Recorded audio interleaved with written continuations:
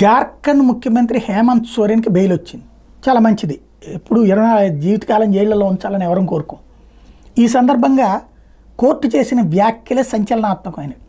ఇందులో ప్రాథమికమైనటువంటి సాక్ష్యాధారాలు బలంగా లేవు అన్నటువంటి. ఒక ప్రభుత్వం తనే ముఖ్యమంత్రి తన పేరునే ఒక గనిని అలాట్ చేసేసుకున్నారు.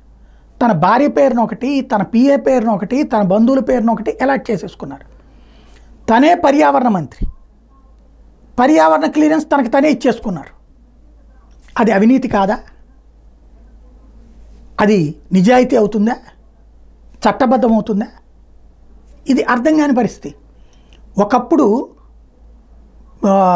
రాజకీయ అవినీతి అన్నటువంటిది సీరియస్గా భావించి న్యాయస్థానాలు జైళ్లలో పెట్టినాయి. కనిమొళి, రాజా, కల్మాడి, జగన్ వీళ్ళందరి ఆ రోజుల్లో జరిగింది. న్యాయస్థానాలు కఠినంగా ఆలోచించడం వల్ల రాజకీయ నాయకులు తప్పించుకుంటున్నారు అవినీతి నుంచి అని. లాలూ ప్రసాద్ జైలుకి వెళ్ళిన అవన్నీ ఇప్పుడు సీన్ రివర్స్ అవుతున్నాయి. రాజకీయ నాయకులను జైల్లో పెడితే అది కక్ష సాధింపు అన్నటువంటి రూట్లో చర్చించే పరిస్థితికి వచ్చింది. అసలు ఇక్కడ ఆధారాలు పక్కాగా కనబడుతున్నాయి, అయినా జరుగుతున్నాయి. అయితే బెయిల్ రావడం అనేది తప్పులేదు, ఎందుకంటే విచారణ అన్న తర్వాత ఫేస్ చేయాలి కాబట్టి. కానీ కేంద్ర ప్రభుత్వం తప్ప, ఈడీ తప్ప, సిబిఐ తప్ప, ఎవరికి తప్ప అన్నది ఇప్పుడు ఆలోచించాల్సి ఉంది.